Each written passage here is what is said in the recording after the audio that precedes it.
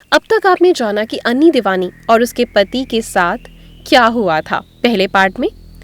बात अब आ जाती है कि आखिरकार अन्नी दीवानी का कत्ल क्यों हुआ और किसने किया, जो आज हम इस भाग में जानेंगे। इस कहानी को जरूर ध्यान से सुनिएगा, आपकी भी पैरों तले जमीन खिसक जाएगी।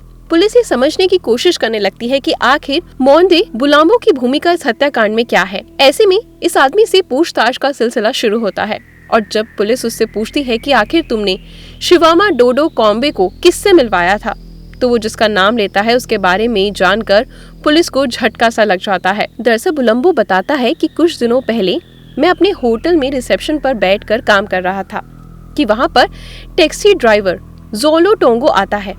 इससे मेरी थोड़ी बहुत पुरानी जान पहचान थी, लेकिन वो मेरा दोस्त नहीं था। थोड़ी देर बातचीत होने के बाद जोला टोंगो ने मुझसे कहा कि मुझे अर्जेंटली एक ऐसे व्यक्ति की जरूरत है जो एक महिला की हत्या कर सके, लेकिन ये हत्या प्लान मर्डर नहीं बल्कि अचानक से हुई घटना लगनी चाहिए।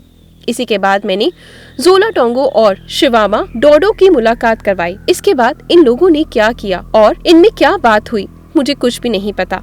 अब पुलिस 12 तारीख से ही एनी और शिरेन के साथ रहने वाले जोला टोंगो की तलाश में लग जाती है। 2 दिन बीत जाते हैं लेकिन जोला टोंगो का कहीं पता नहीं चलता। लेकिन 20 नवंबर 2010 को जोला टोंगो एक वकील के साथ पास के एक पुलिस स्टेशन जाता है और वहाँ सरेंडर कर देता है।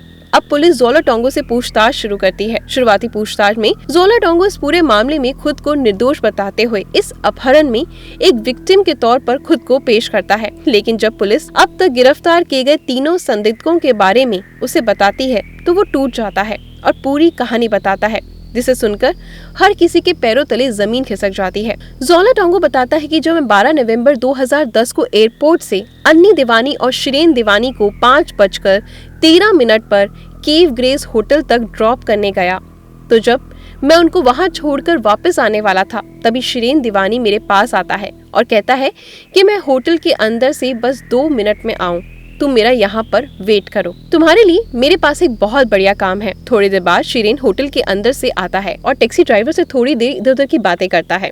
उसके बाद कहता है कि मुझे मेरी पत्नी एनी दीवानी की हत्या करवानी है, लेकिन ये हत्या का जो तरीका है वो इतना ज्यादा रियल होना चाहिए कि ऐसा लगे कि पूरी घटना प्लान नहीं की गई बल्कि अचानक से हुई घटना लगे, और पूरे मामले में मेरा नाम कहीं भी नहीं आना चाहिए। इस काम के बदले में मैं तुम्हें 15,000 रेंट दूंगा। रेंट साउथ अफ्रीका की करेंसी है। 15,000 रेंट की कीमत भारतीय रुपए में लगभग 75 से 80,000 रुपए होती है। श्री एंजोल टोंगो को ये बात बताता है कि दरअसल वो गे है और वो किसी जर्मन के लड़के को पसंद करता है, लेकिन परिवार के दबाव की वजह से उसने अन्नी से शादी कर ली और अब वो अन्नी से पीछा छुड़ाना चाहता है। सभी बातें सुनने के बाद जोला टोंगो श्रियान दिवेनी से कहता है कि मैं तो किसी भी ऐसे व्यक्ति को नहीं जानता हूँ, लेकिन मेरा एक दोस्त है जो शायद हमारे लिए किसी ऐसे व्यक्ति का इंतजाम कर सकता है।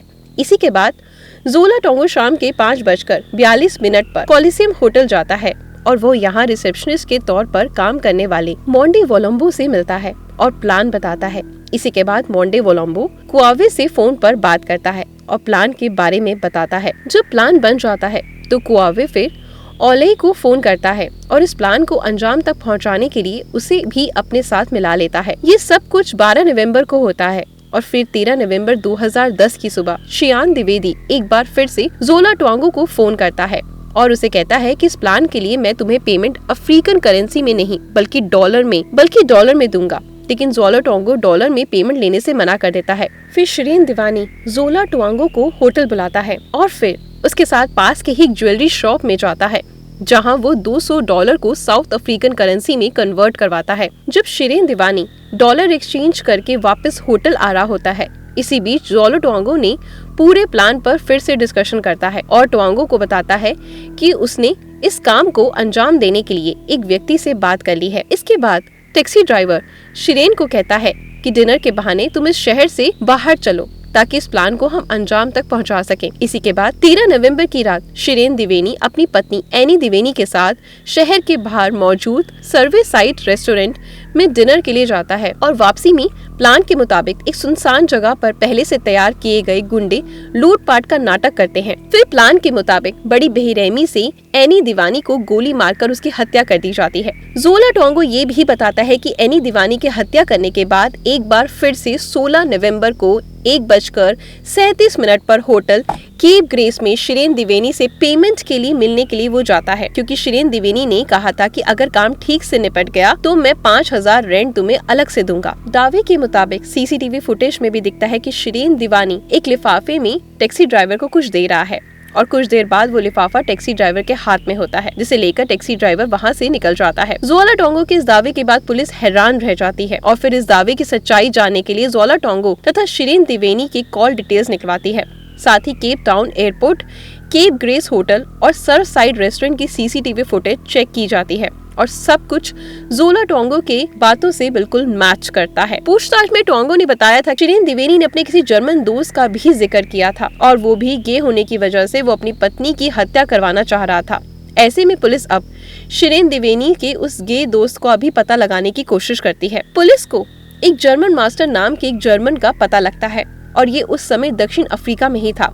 पुलिस जब इससे संपर्क करती है तो ये भी शिरेन द्विवेदी और अपने बीच के रिश्ते के बारे में पुलिस को बता देता है और साथ में ये खुलासा भी करता है कि जब भी शिरेन द्विवेदी दक्षिण अफ्रीका बिजनेस ट्रिप पर आता था तो हम दोनों मिलते थे। ऐसे में जब शिरेन द्विवेदी पर जब पुलिस ने कुछ और जांच की तो पता चलता है कि पत्नी अन्नी द्विवेदी की हत्या की अगली रात शिरेन ने एक गे डेटिंग वेबसाइट पर काफी समय बिताया था और अगले दिन भी वो इस गे डेटिंग वेबसाइट पर काफी ज्यादा टाइम तक एक्टिव था। और अब पुलिस को इस हत्या की असली वजह और इस हत्या के पीछे का मकसद समझ आ चुका था, लेकिन पुलिस के सामने समस्या ये थी कि एनी द्विवेदी के हत्या के 3 दिनों बाद ही शिरेन द्विवेदी ब्रिटेन वापस लौट चुका था और अब उसे साउथ अफ्रीका लाना आसान नहीं था।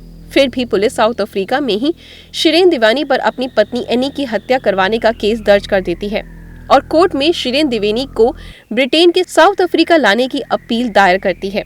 दक्षिण अफ्रीका में केस दायर होने के बाद मामले की पूरी जानकारी ब्रिटेन के कोर्ट को भी दी जाती है और एनी द्विवेदी के हत्या के जुर्म में 7 दिसंबर 2010 को सुबह के 10:30 पर शिरेन द्विवेदी को ब्रिटेन पुलिस उसके घर से गिरफ्तार कर लेती है। हालांकि कुछ समय बाद शिरेन द्विवेदी को जेल से रिहा मिल जाती है। एनी द्विवेदी की हत्या के 6 महीने हो जाते हैं और 6 महीने बाद भी हिंदू धर्म के रीति रिवाज के अनुसार एनी द्विवेदी की अस्थि को स्वीडन के उस तालाब में पूरे रीति रिवाज के साथ विसर्जित कर दिया जाता है। इधर दक्षिण अफ्रीका के कोर्ट में टैक्सी ड्राइवर जोला टोंगो, शिवामा डोडा और मोंडे कोलंबो पर अन्नी द्विवेदी की हत्या का केस चलाया जाता है। दक्षिण अफ्रीकी पुलिस द्वारा जोला टोंगो तथा शिवामा डोंडो को सच्ची गवाही देने तथा सरकारी गवाह बनने का ऑफर दिया जाता है। इसके बदले उन्हें कम से कम सजा देने का ऑफर दिया जाता है। ये दोनों सरकारी गवाह बन जाते हैं। सुनवाई के बाद टैक्सी ड्राइवर जोला टोंगो को दिसंबर 2010 में 18 साल की जेल की सजा सुनाई जाती है। आपकी जानकारी के लिए बता दें कि तब से ये टैक्सी ड्राइवर जेल में ही था, लेकिन हाल में ही 21 जून 2022 को टैक्सी ड्राइवर फिलहाल पेरोल पर जेल से बाहर आया है। एनी द्विवेदी के अपहरण में शामिल शिवा डोडा को अगस्त 2012 से 25 साल की सजा सुनाई जाती है और वो अभी भी जेल में है। कोर्ट में ये साबित हो जाता है कि एनी द्विवेदी पर गोली ओलई ने ही चलाई थी, इसलिए उसे नवंबर 2012 में उम्र कैद की सजा मिल जाती है और ये भी जेल में अभी भी है। इस पूरे मामले में टैक्सी ड्राइवर तथा कॉन्ट्रैक्ट किलर को आपस में मिलवाने वाले होटल रिसेप्शनिस्ट मोंडे कोलंबो को बाइज्जत बरी कर दिया जाता है, क्योंकि इस हत्याकांड में इसमें इन दोनों का मिलाने के अलावा कोई और रोल नहीं था। ये प्लान का हिस्सा नहीं था। अफ्रीका में मौजूद एनी द्विवेदी के सभी गुनाहगारों को सजा मिल गई, मगर पुलिस की नजर में इन सब में जो असल गुनहगार था वो अभी भी बचा हुआ है। इसलिए अब दक्षिण अफ्रीका पुलिस ब्रिटेन के कोर्ट में अपील दायर करती है और शिरेन को मर्डर के केस में ब्रिटेन से साउथ अफ्रीका ले जाने की इजाजत मांगती है। लंबी कानूनी लड़ाई के बाद जब दक्षिण अफ्रीकी पुलिस द्वारा सारे सबूत, गुनाहों के बयान और सीसीटीवी फुटेज ब्रिटेन के कोर्ट में पेश किए जाते हैं, तो आखिरकार 4 साल बाद मार्च 2014 में शिरेन द्विवेदी को ब्रिटेन कोर्ट द्वारा दक्षिण अफ्रीका ले जाने की इजाजत मिल जाती है। ये साउथ अफ्रीका पुलिस के लिए बहुत बड़ी जीत थी। कोर्ट की इजाजत के सामने 7 अप्रैल 2014 को शिरेन द्विवेदी साउथ अफ्रीका आता है और उसे साउथ अफ्रीका आते ही एयरपोर्ट पर ही अपनी पत्नी एनी द्विवेदी की हत्या के जुर्म में गिरफ्तार कर लिया जाता है। इसके बाद 6 अक्टूबर 2014 को शिरेन को कोर्ट में पेश किया जाता है और दक्षिणी अफ्रीकी पुलिस ने इस पूरे मामले में हत्या का मोटिव शिरेन द्विवेदी के गे होने को बताया है और पुलिस कोर्ट में शिरेन द्विवेदी के गे पार्टनर को भी बतौर गवाह पेश करती है। लेकिन पहली सुनवाई में शिरेन द्विवेदी खुद ही कबूल कर लेता है कि वो एक बाइसेक्सुअल है। इसके साथ साथ सभी के लिए बहुत बड़े झटके की बात थी। दक्षिणी अफ्रीकी पुलिस का केस काफी कमजोर हो जाता है। सरकार इसी मामले में फिर हत्या के किसी दूसरे मोटिव को तलाश नहीं कर पाती। इसके अलावा गवाहों को छोड़ दिया जाता है। शिरीन दीवानी के खिलाफ किसी तरह का कोई फिजिकल एविडेंस नहीं मिल पाता। शिरीन दीवानी के खिलाफ टैक्सी ड्राइवर की भी गवाही दिलवाई जाती है। इस पर शिरीन दीवानी कहता है कि टैक्सी ड्राइवर को उसने वो लिफाफा अपने पत्नी एनी दीवानी के लिए सरप्राइज हेलीकॉप्टर राइड बुक कराने के लिए दिया था।